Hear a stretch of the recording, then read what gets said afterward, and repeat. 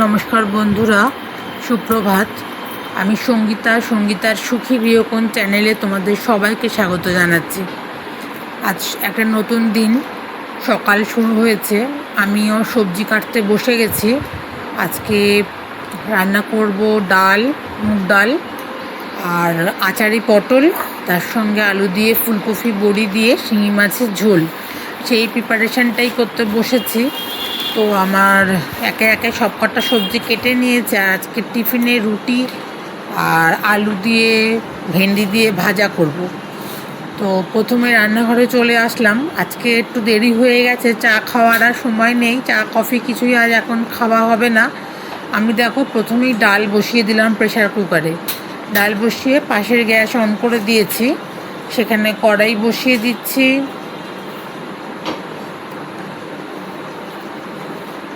কড়াই গরম হলে সেখানে আমি তেল দেব।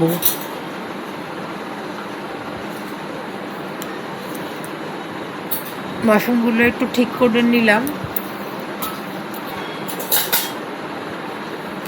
কিচেন স্ল্যাবটা ফাঁকা থাকলে কাজ করতে খুব সুবিধা হয়। এই জন্য যতটা পারছি বাসনগুলোকে একটু, তরকারি যে কাটলাম সবজি আনাজ সেগুলোকে একটু গুছিয়ে নিচ্ছি। এবার কড়াতে আমি তেল দিলাম। তেলটা গরম হলে তার মধ্যে সবার প্রথম আমি শিঙি মাছের তরকারিতে যে আলু দেবো, সেই আলুটা আগে ভেজে নেব।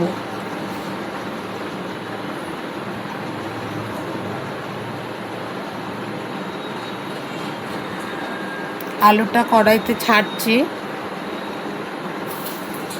আলুটা আগে ভেজে নেব নুন হলুদ দিয়ে।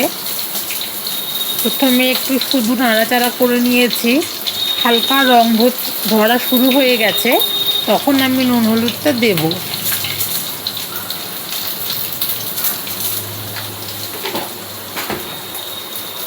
দেখো আমি নুন দিয়ে দিয়েছি, এবার হলুদও দিয়ে দিলাম।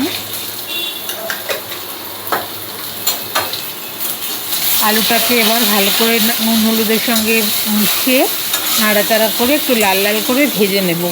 আমি যে কোনো তরকারিতেই আলু একটু লাল করেই ভাজি। আমার কেন জানি না ওইটাই খেতে বেশি ভালো লাগে, লাল করে ভাজলে। ওই জন্য একটু লাল করেই ভাজি। আলুটা ভাজা হয়ে গেছে, তুলে নিচ্ছি বাটিতে।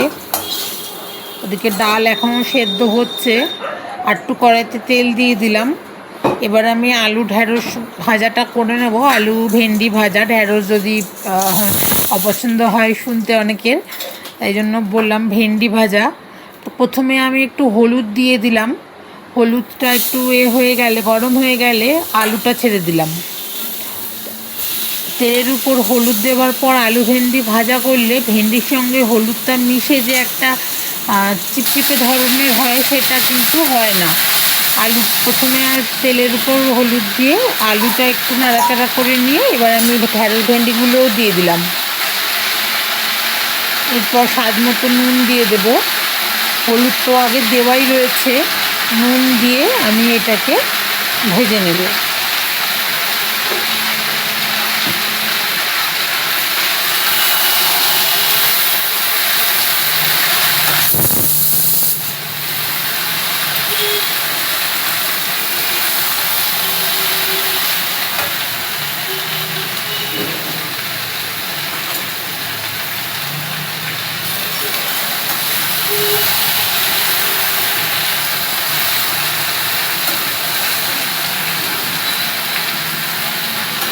আলু ঢ্যাঁড়সটা আমি ভেজে নিচ্ছি। আমি মাঝে মাঝে ঢ্যাঁড়স বলে ফেলছি। আমার ঢ্যাঁড়স ভেন্ডি দুটোই বলার অভ্যেস রয়েছে, এই জন্য মাঝে মাঝে স্লিপ অফ টাং হচ্ছে। তোমরা একটু ক্ষমা সুন্দর চোখে দেখো।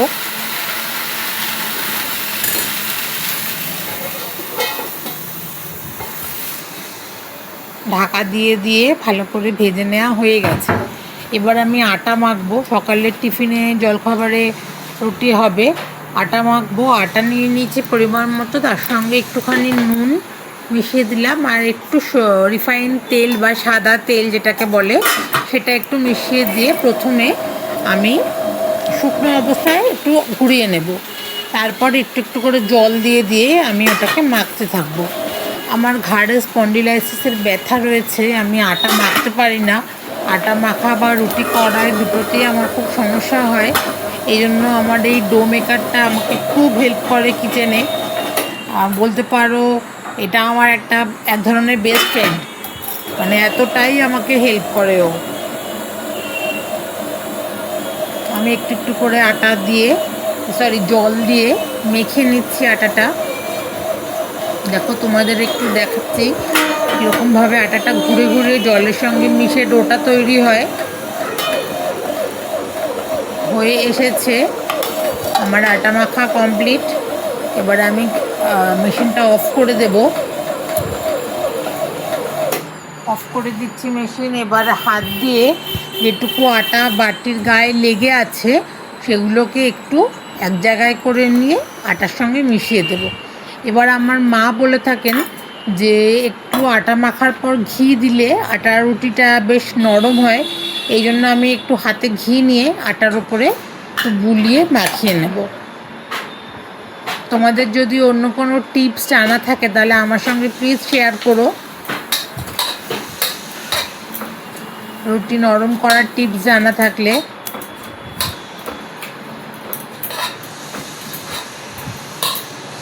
আমি আমার মায়ের খুব বাধ্য মেয়ে কি না, এই জন্য আমার মা যা বলেন আমি সেটাই শুনে চলি। না শুনলে বাধ্যতার থেকেও বেশি বকা কপালে লেখা থাকবে। আটা মাখা হয়ে গেছে, ওটাকে একটু রেস্টে রাখবো। আটা মাখার পর 10 থেকে 20 মিনিট বা 30 মিনিট যদি একটু রেস্টে রাখা যায় সেক্ষেত্রে আটাটা একটু রুটিটা নরম হয়। তো আরেকটা কড়া বসিয়ে দিয়েছি, সেখানে আমি একটু তেল গরম করলাম, তার মধ্যে ডালটা ফোড়ন দেব। জিরে ফোড়ন দিচ্ছি, সাদা জিরে ফোড়ন দিলাম, আর তার সঙ্গে 2-3টে তেজপাতা ফোড়ন দিয়ে দেব। তেজপাতা ফোড়ন দিয়ে দিলাম। ফোড়নটা ফটফট করে গেলে আমি একটু আদা কাঁচা লঙ্কার পেস্ট দিয়ে দিলাম, একদম সামান্য পেস্ট দিয়ে ওটাকে একটু কষিয়ে নেব।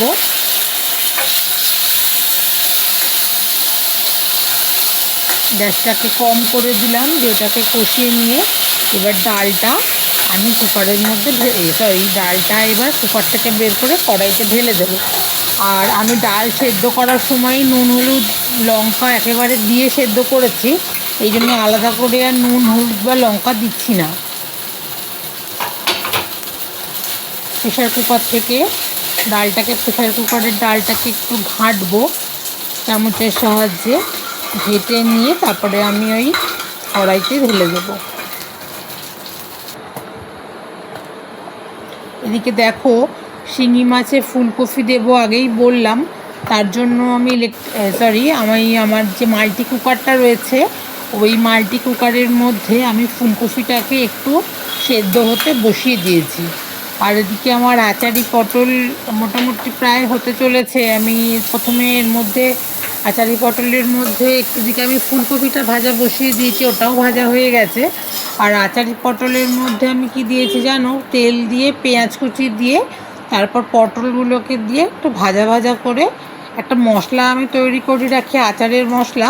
সেই মশলাটাকে দিয়ে তারপরে একটু জল দিয়ে সেদ্ধ করে নিয়েছি পটলটাকে। আচ্ছা, এবারে আমি মাছের তরকারি করার জন্য তেলের মধ্যে সাদা জিরে ফোড়ন দিয়েছি, ফোড়নটা ফুটে গেছে ফটফট করে। তারপরে আমি এর মধ্যে একটা যে পেস্ট গুঁড়ো মশলা দেখালাম সেটা জলে গুলে পেস্ট করে আমি ওটাকে দিয়ে দিলাম, যাতে মশলাটা কোনোভাবে পোড়া লেগে না যায়।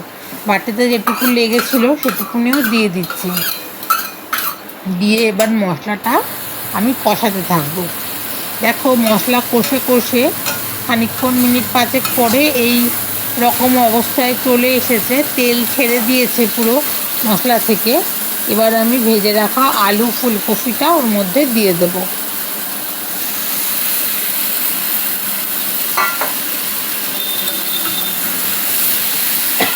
আলু ফুলকপির সঙ্গে কষিয়ে নিচ্ছি।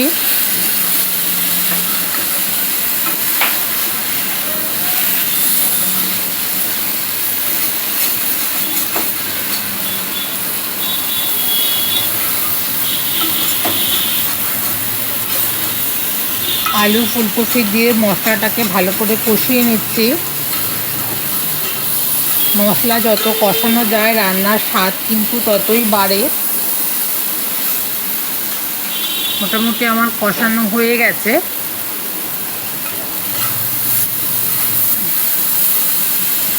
এবার আমি তরকারিতে জল দিয়ে ঝোলের জন্য জল দিয়ে দিচ্ছি।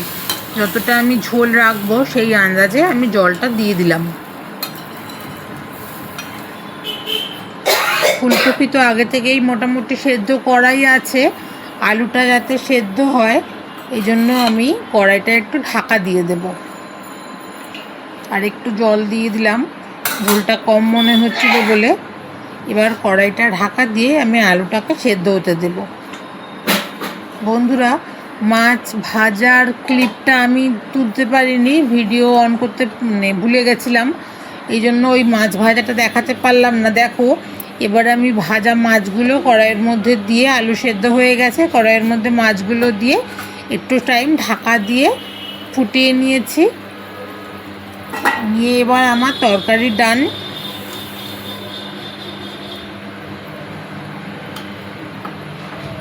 আলু সেদ্ধ হয়েছে কিনা দেখছি, সেদ্ধ হয়ে গেছে, তরকারিও সেই সঙ্গে হয়ে গেছে।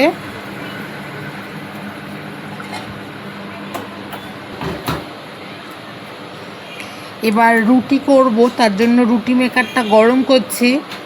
আর খুবই দুঃখের সঙ্গে বলছি, আমি রুটি করার ভিডিওটাও তুলতে পারিনি, ওইটারও ক্যামেরা অন করতে ভুলে গেছি। শেষে রুটিটাই করানো দেখাতে পেরেছি, তাও পুরোটা নয়। আচ্ছা, এদিকে দেখো আজকে আমি কি রান্না করলাম তোমাদের দেখাই। ভাত আছে ওদিকে, তারপরে ওদিকে ওই বাটিতে ডাল আছে, মুগ ডাল, তার সঙ্গে আচারি পটল আছে ডালের সাথে খাওয়ার জন্য। আর এদিকে শিঙি মাছের আলু ফুলকপি বড়ি দিয়ে ঝোল আছে। এই হচ্ছে আজকের লাঞ্চ মেনু। এবার দেখো, আমি কালকে একটা কড়াই কিনেছিলাম অফলাইনে, আর আজকে অনলাইন থেকে দুটো সিলিকন বাস্কেট এসেছে এয়ার ফ্রায়ারের জন্য। এগুলো আমি তোমাদের সামনে একটু দেখাতে চাই।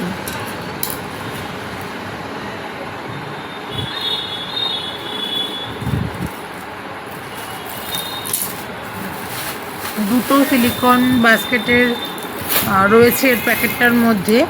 এয়ার ফ্রায়ারে কোনো কিছু গরম করা বা অন্য কিছু ফ্রেঞ্চ ফ্রাই পিৎজা বলো, ফ্রেঞ্চ ফ্রাই বলো, বা ওদিকে সামান্য চিড়ে ভাজা বলো, যাই বলো না কেন, বাস্কেটগুলোর উপর রেখে করলে আমার এয়ার ফ্রায়ারটার ময়লাটা কম হবে, এই জন্যই এটা নেওয়া।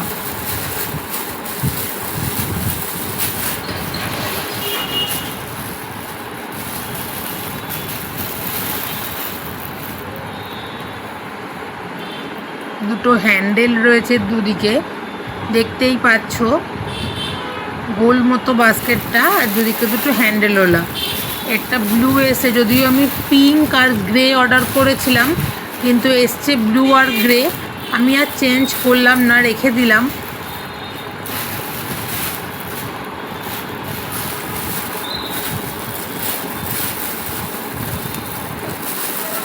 গ্রে কালারেরটা এবার খুলে নিচ্ছি।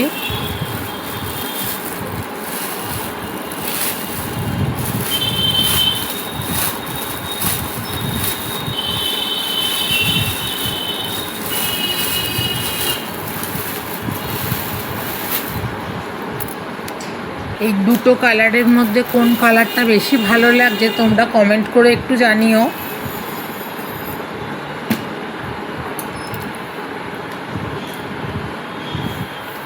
তোমাদের কাছে যদি এয়ার ফ্রায়ার সংক্রান্ত আরও কোনো টিপস থাকে তাহলে আমার সঙ্গে প্লিজ শেয়ার করো।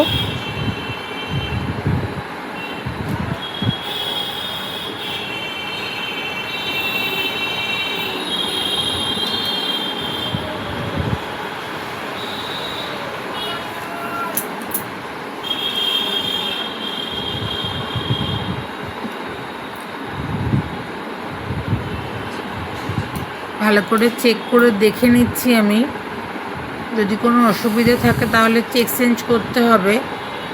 আর এবার দেখো, কড়াইটা দেখাচ্ছি, 4 লিটারের একটা কড়াই নিয়েছি। ননস্টিকের কড়াই হকিংসের। ক্যামেরাটা একটু নিচু করে নিলাম। এটা আমি অফলাইনেই নিয়েছি। একটা ম্যানুয়াল দিয়েছে, তার সঙ্গে একটা স্ক্রাবার দিয়েছে প্লাস্টিকের, আর ওদিকে লিড রয়েছে, স্টেনলেস স্টিলের লিড।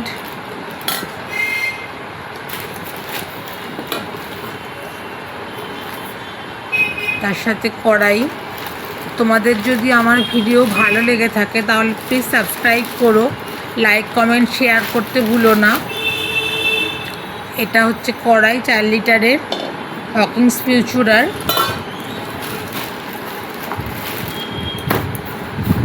আর ওই একটা কাঠের স্প্যাচুলা দিয়েছে।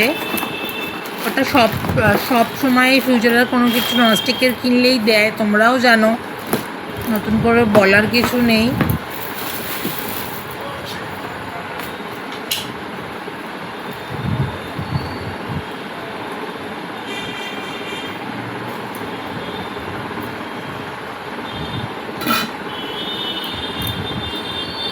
আমার ভিডিও আজ এই পর্যন্তই। কেমন লাগলো ভিডিওটা তোমরা একটু জানিও। আবার আগামীকাল হাজির হয়ে যাব অন্য কোনো ভিডিও নিয়ে, ব্লগ নিয়ে। তোমরা ভালো থেকো, সুস্থ থেকো সবাই। আর ভিডিওটা দেখার জন্য তোমাদের সবাইকে ধন্যবাদ। আজকের মতো তাহলে এই পর্যন্তই। টাটা।